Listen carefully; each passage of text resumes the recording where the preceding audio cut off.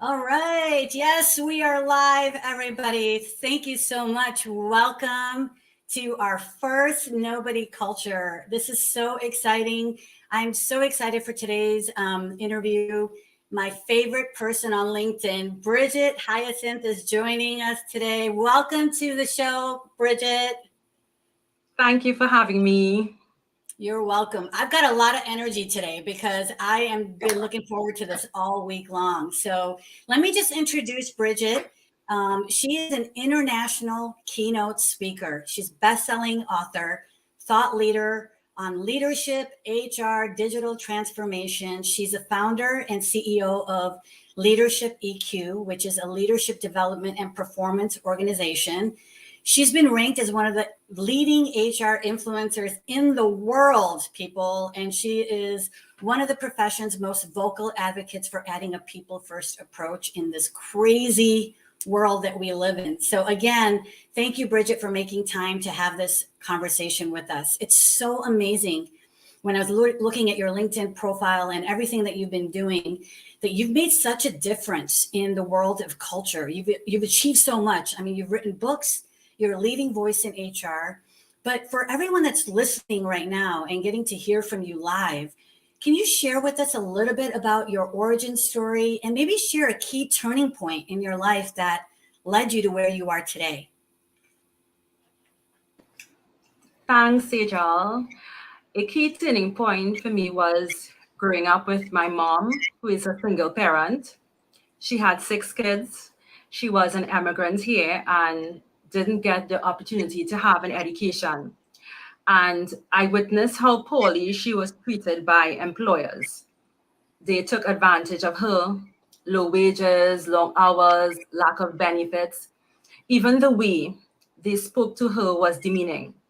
I've always wanted to change this, to bring fairness to the system, to be a voice for the voiceless.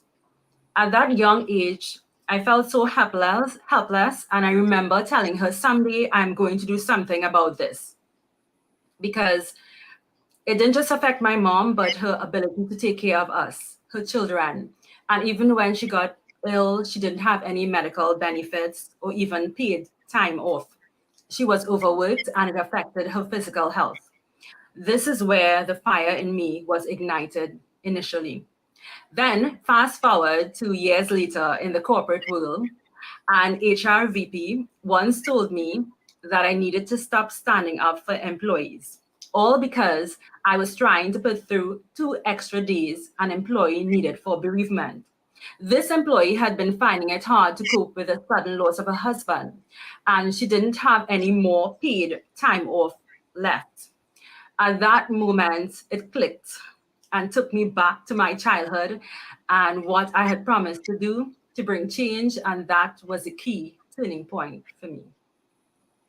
Wow, thank you so much for sharing that. I mean, all of that just resonates with me. You know, a lot of people have faced similar struggles in the workplace. And so again, thank you for sharing that. And so when you think about everything that you've accomplished and why we're having this conversation here is about this great adventure on Nobody Studios. And so I love asking this question to everybody about what kind of drew them to this journey of the Nobody Studios. And we really appreciate all of the people that have helped us get this far. So could you tell us a little bit about what inspired you to join our journey? Sejal, well, we have a mutual connection, Phil Ranta. And when he reached out to me inquiring if I would be interested in becoming a shareholder in Nobody Studios, this piqued my interest. So I decided to do my research. And when I read the mission and vision that you rapidly build companies with a purpose, real world value, and a human connection, I just love that statement. For those of you who follow me, know that I am a big advocate of this purpose, value, and the human connection. It just aligned with my values, and I wanted to be part of this global mission to build 100 companies in 5 years. I believe company creation and ownership needs an overhaul. As technology rapidly innovates, so must the way in which companies are built, funded, and operated. Sadly, many of us don't get the opportunity to contribute to the companies that will shape our future. Nobody's vision is about working together to solve humanity's problems at scale. It's a total win-win situation for all: job seekers, entrepreneurs, investors, and for a future generation. It's about creating a sustainable future. So true. I'm so glad you brought up the people first, because when I was going through your content, and I'm actually reading one of your books right now, Leading the Workforce of the Future, Inspired a Mindset of Passion, Innovation, and Growth. Everybody watching needs to read this book. Okay, it's awesome. But there's a lot of talk these days about what is the perfect formula for culture. So before we talk about everything that culture consists of, let's just start off by, as lawyers, being an employment law attorney, we love to get definitions out of the way. So I've heard so many different definitions of what it means to be a people first culture. And so I would love to hear sort of your definition on how do you define this value? Putting people first aims to put people over profits and help the employees within your organization. Empathy is key. It's caring about your people. Life can include difficult and unforeseen events. How do you treat employees when they are experiencing this? Is it a headache to get time off in your company? How many of you have ever experienced this? It's important to be human. Put yourself in your employee's shoes. I had an employee who came to me requesting time off. She was so nervous and started to blurt out the reasons why. I had to tell her, stop. I believe you. You don't need to explain to me why. She was surprised by my response. She said from her previous, manager, she developed anxiety because of this. Asking for time off was like going through the red tape. Employees had to prove why they needed time off and often were left feeling guilty afterwards, like they weren't committed enough. We are all focused to reach the goal, the fantastic result, the big number, and then we often lose the purpose of being human. Take a moment to appreciate every encounter with everyone, no matter how brief. We all make an impression in someone's life. Why not make it a positive one? A people first approach is also about prioritizing employee experience and well being. And well being isn't just about going to therapy or making sure your employees are maximizing their free subscription to a fitness app. Employee well being relates to all aspects of work life: an employee's job, relationships with their colleagues, expectations, and work culture. It's having the freedom to innovate, think clearly, and create a work-life balance. Sometimes well-being comes from reducing workloads. Think outside the box. What about including power naps, recharge breaks, or daily micro breaks? What about offering resilience training to your employees so they can learn the skills needed to cope with stressful or difficult situations? Life is full of ups and downs, and I think offering this will be the norm in years to come. And what about your benefit policies? Does it include paid time off, mental health care reimbursement? It's about showing employees that you care about them and their well-being. The HR policies your company believes in and enforces speaks volumes about how you treat or intend to treat your employees. And this is a big one. You cannot be promoting well-being and ignore toxic workplace cultures. We need to be addressing toxic workplace practices. Don't overlook office politics, crazy overtime, bullying in the workplace, or a hostile environment.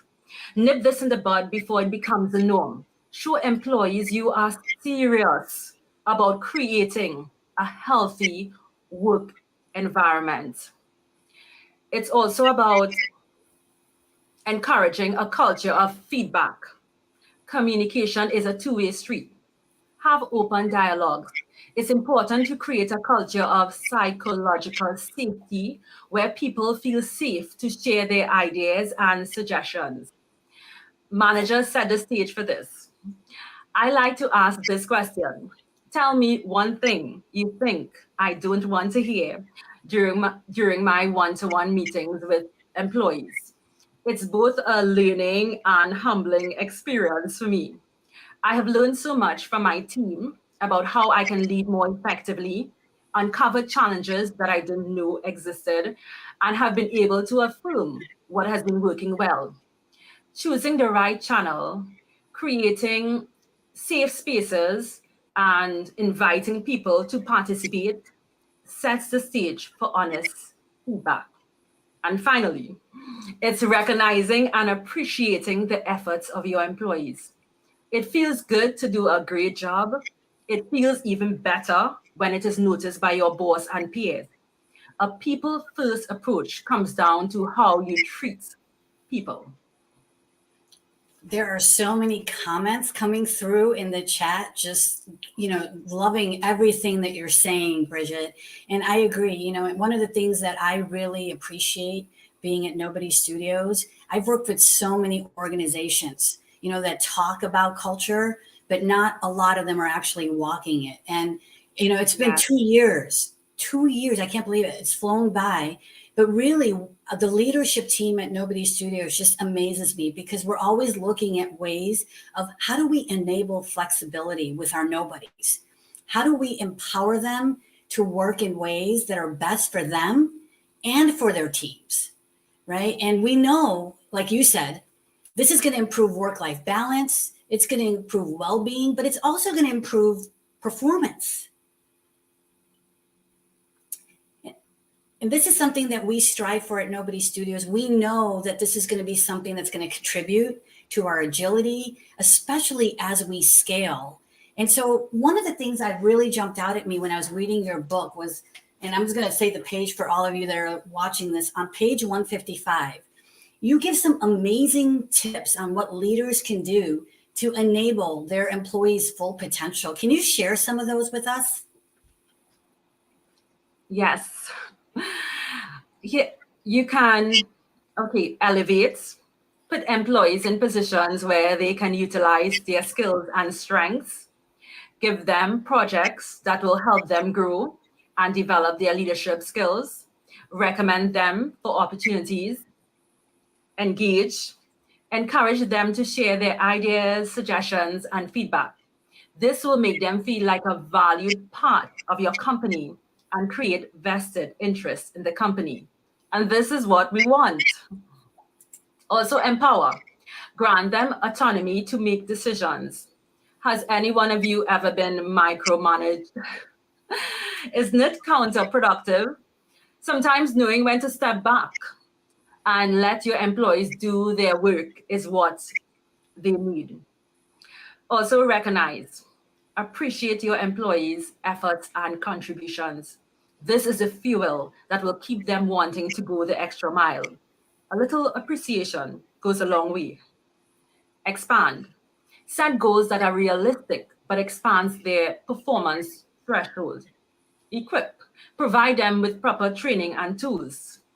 And energize. Inspire and encourage them to develop the capabilities you see in them. We all need a little encouragement along the way. And finally, support. Mentor and coach them.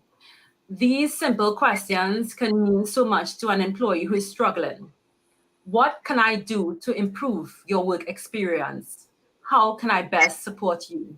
Be genuine, listen, and follow through. You make it sound so easy.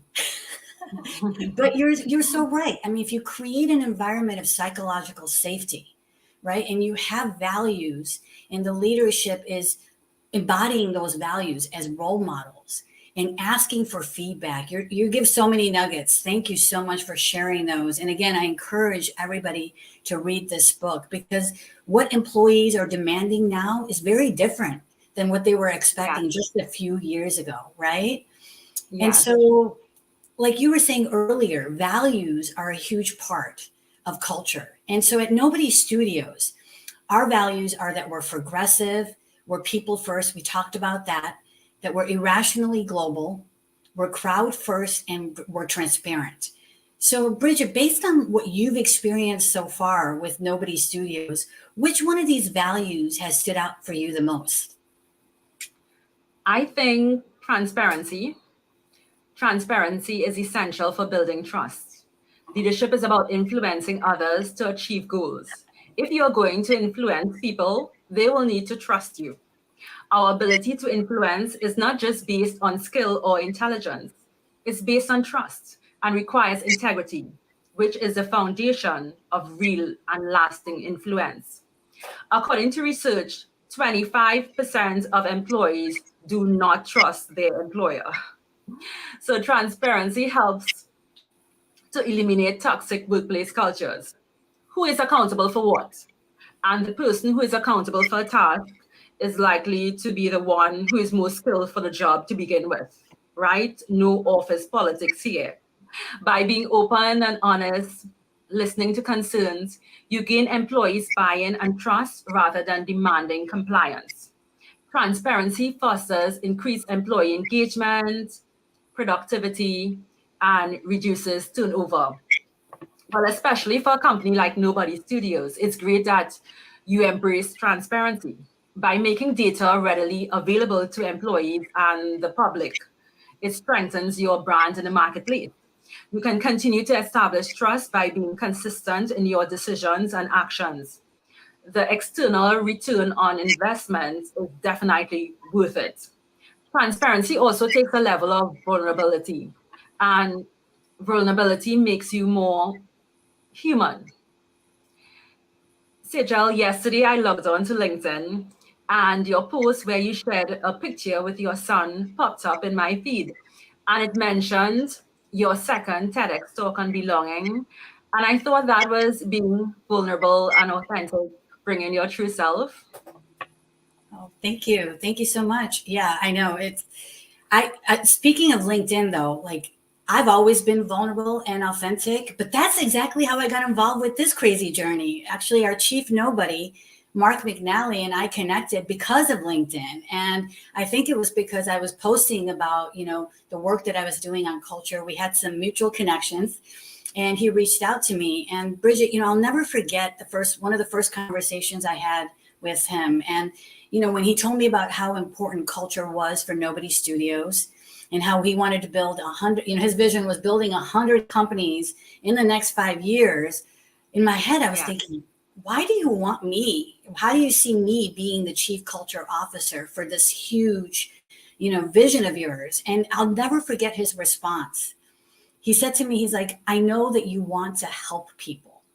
And people first is one of our core values. And transparency is a key to our culture. And I know that you're going to do whatever you can to help us improve people's lives. And I think this is why I was so excited about our conversation here today, because I know that you're doing this for the same reason. You want to help people. You want to improve lives. And I know that you and I are going to do this to do whatever we can to make this happen. Right. And so thank you for sharing a little bit about our values. And as far as transparency goes, I'll just add to everything that you said. It's really important to work for organizations that value transparency, right? Because there's no way to encourage healthy, honest, quick debates when you have to make fast and hard decisions. If you don't have transparency, you're not going to be really able to thrive in this world where we're constantly dealing with disruptions, right? Yeah. And another one of our core values is that we're crowd infused, right? And so we can certainly learn a lot about you on this one. I mean, you have over 4 million followers on LinkedIn. So what is the secret sauce to growing and nurturing your fans? Because we plan on having nobodies all over the globe. So give us some tips on how we can go about doing that. Well, my journey on LinkedIn began in 2011, and it has not been an easy one. I have faced many rejections and disappointments along the way, and it has been overwhelming at times. In the beginning, I remember many people declined my connection request, saying they didn't connect with people from my country, and to others, I had to prove myself, like give a long explanation why they should accept my request. But every time I got knocked down, I just told myself to get back up. Small steps every day. I focused on connecting, networking, and building my brand.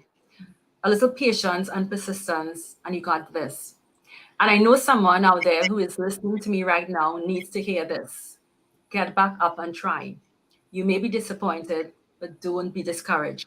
Stop focusing on the no's. You only need one yes, and you will get your yes. Just don't give up. Thank you. Thank you so much. Yeah, I mean, one of the things that really drew me to the studio is that we are crowd infused, and everything you just said. It's about embracing the people that are involved, the people that are going to be impacted by, in your case, your brand, right, and the work that you're doing in the space. But for Nobody Studios, it means that we want to embrace our crowd of nobodies at every stage, right? That means from when we have innovative ideas, providing feedback to us on the companies, on our new co's, on how we raise capital. I mean, we're the first venture studio to fund ourselves through equity crowdfunding. I mean, all of this on the leadership, we always say this on the leadership team, like there's easier ways to raise money than to go through equity crowdfunding. But just like what you said, getting feedback from our crowd and having them have access to all the different parts of our studio is really what drew me to the studio itself. So I had one more question for you. I know we're getting close to the end, but this is something that I've been challenged on a lot in my role as chief culture officer. Is people always saying that you can't build a culture remotely, and we started in the middle of the pandemic, and we've proven that it's possible. We have nobodies scattered throughout the globe. And so what do you believe are some of the most important parts of building a strong culture when your team is remote, when they're based all over the world? One thing that is important is frequently checking in with your employees. It's important to build a connection with your team. Building a connection with every employee takes time. I often hear managers say, I don't have the time, or I am too busy. Make the time. Allocate time to connect with your employees. It is better to have daily 15-minute one-on-one video calls than to have a weekly 1-hour session. We need to be frequently checking in with our employees, and I don't mean micromanaging. You can create an agenda template. It's easy for one-on-ones to turn into work status updates. Deliberately build in time for small talk at the start of one-on-ones, and here are some agenda points you can use. Wins and frustrations, what are the most important things to do this week, feedback exchange, show and tell, show a piece of work you're proud of. It's important to communicate openly and honestly. Continue to leverage video conferencing, chat tools, and project management software to stay on the same page. Keep employees informed. Don't let them have to hear of upcoming changes through the grapevine. Make sure top management is available and engaging. Also show employees the results of their hard work. Make them feel as though they are a major part of the business. You can also take an interest in employees' development. Investing in your people and their development is critical. One of the top reasons employees leave a company is because of the lack of development opportunities. Employees can interpret an employer's unwillingness to invest in training as a disregard for their professional development. When you invest in your employees' success, they notice. It's also important to foster a culture of learning and growth by creating an environment that encourages skill development, creativity, and innovation. Also center your culture around appreciation and recognition. Over 90% of employees say recognition is important to them. One of the worst feelings is feeling unappreciated. Let no good deed go unnoticed. Simple phrases as thank you, well done, great job can go a long way in making people feel appreciated. Many employees claim their recognition and reward programs are still and outdated. Be creative. Recognition needs to be authentic, timely, consistent, and personalized. One size doesn't fit all. So some quick suggestions: give a social media shout out. especially, for those who are active on social media. What about Spotify, Apple Music, Netflix, even a magazine or newspaper subscription of their choice? A reward like this is both meaningful and practical, as these streaming services, are part of many employees' lives. And especially with hybrid, you can do things online. What about providing a stipend, even spontaneous surprises? So it's important to celebrate small wins. Just remember the entire process, not just the entire win, and encourage social interaction to foster good working relationships. Remote work can leave some employees feeling alone and disconnected. We all want to feel like we belong. So studies show that social relations are a key factor in happiness and life satisfaction. So it's important to have activities, and sometimes they may be virtual, but it still is also important. And use feedback to evolve your work culture. I can't say this enough about the effectiveness of simplicity of listening, responding, and reporting back on changes you've made. Encourage feedback from all stakeholders, and most importantly, act on the feedback you receive. Also, stay flexible and adaptable when faced with challenging situations so you can find solutions quickly. And finally, I'm looking at time, empathy needs to be embedded in the fabric of your culture. We need to be empathetic towards each other. Without empathy, you can't build a team, inspire followers, or elicit loyalty. Empathy allows you to build healthy relationships and bond with team members. Show employees that you genuinely care. I have nothing more to add to that. You just gave the best advice. I hope everybody is listening and taking a lot of notes, because you just gave me a couple ideas to take back to our leadership team and what we want to be looking at. So thank you so much for all of your wisdom. And so for everybody watching, look, if you're looking to change the world, whether it's with your ideas, your talent, your influence, your capital, building 100 companies is not, in 5 years, is not going to be easy. We know that, Yeah.